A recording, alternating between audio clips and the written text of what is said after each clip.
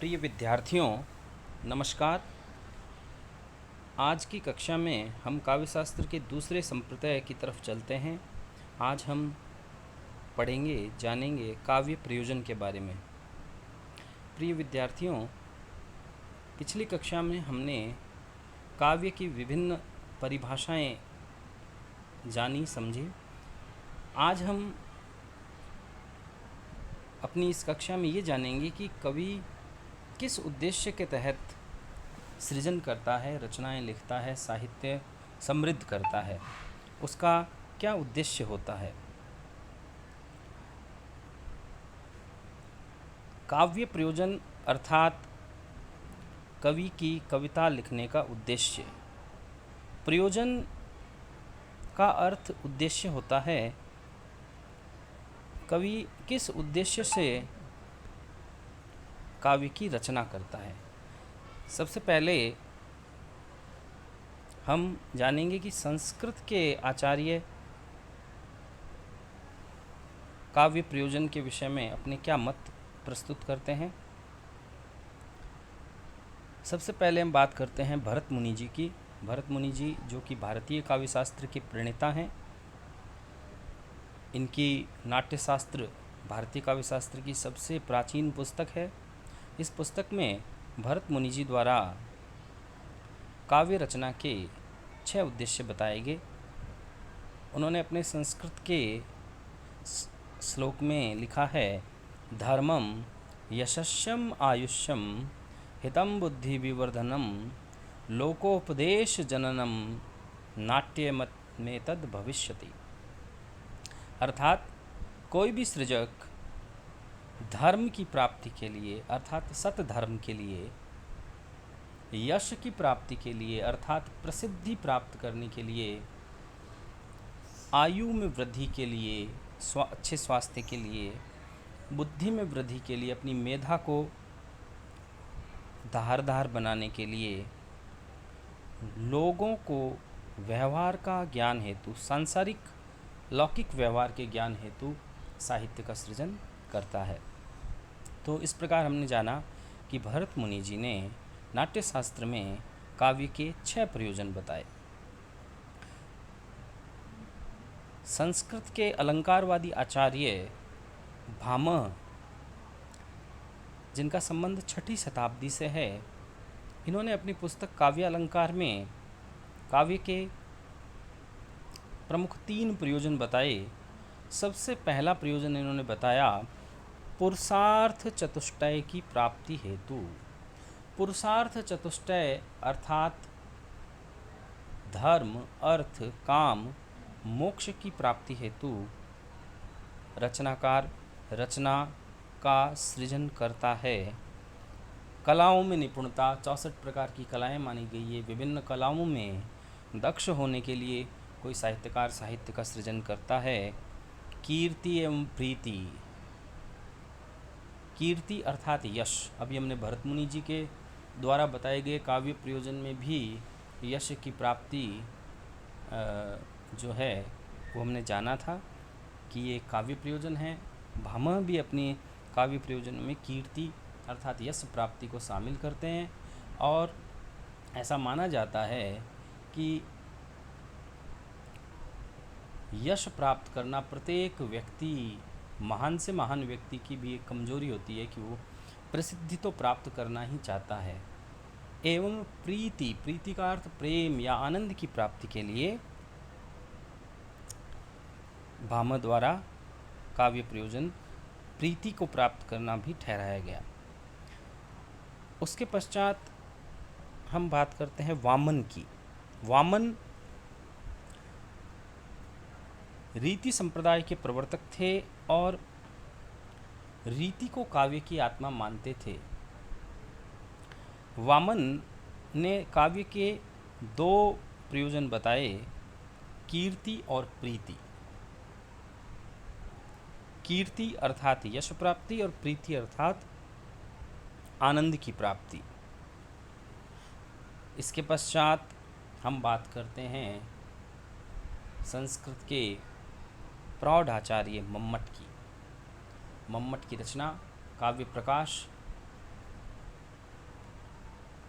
काव्य शास्त्र के इतिहास में बहुत ही प्रसिद्ध रही है। इनकी रचनाओं पर अनगिनत टीकाएं लिखी गई है। मम्मट जो कि रसवादी आचार्य थे, काव्य की आत्मा रस बताते थे।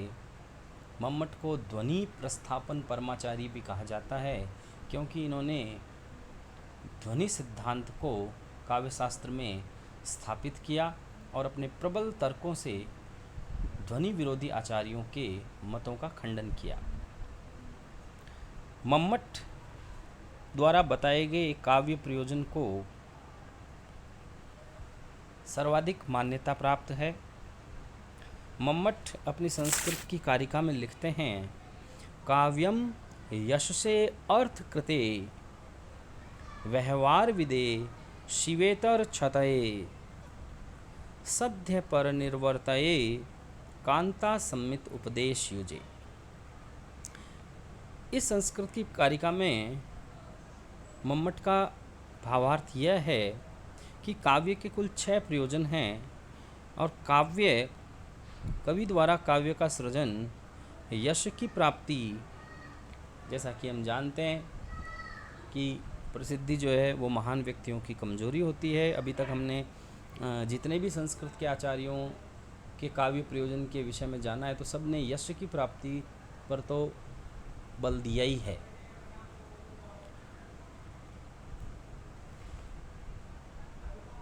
राम भक्ति धारा के प्रतिनिधि कवि तुलसीदास भी अपनी रचना में रामचरितमानस में लिखते हैं, निज कवित कही लागन नीका सरस हो अथवा अति फीका जो प्रबंध बुद्ध वैद न आदरही सो श्रमवाद बाल कवि करही।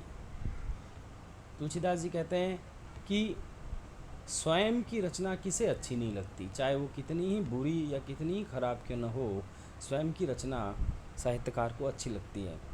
लेकिन जिस साहित्य की प्रशंसा विद्वान व्यक्तियों द्वारा नहीं की जाती, जिस साहित्य को यश की प्राप्ति विद्वान लोगों में नहीं होती, विद्वान लोग जिस साहित्य को मान्यता नहीं देते, ऐसे साहित्य का सृजन कवि व्यर्थ करता है, समय की बर्बादी करता है। तो यश की प्राप्ति जो है ये पहला प्रयोजन मम्मट द्वारा बताया गया। उसके बाद में मम्मट ने दूसरा प्रयोजन बताया, अर्थ की प्राप्ति। अर्थ यानी धन। देखिए, धन के बिना गृहस्थी नहीं चलती। साहित्यकार भी अपने घर को चलाने के लिए, जीविकोपार्जन हेतु साहित्य की रचना करता है, उसका एक उद्देश्य होता है।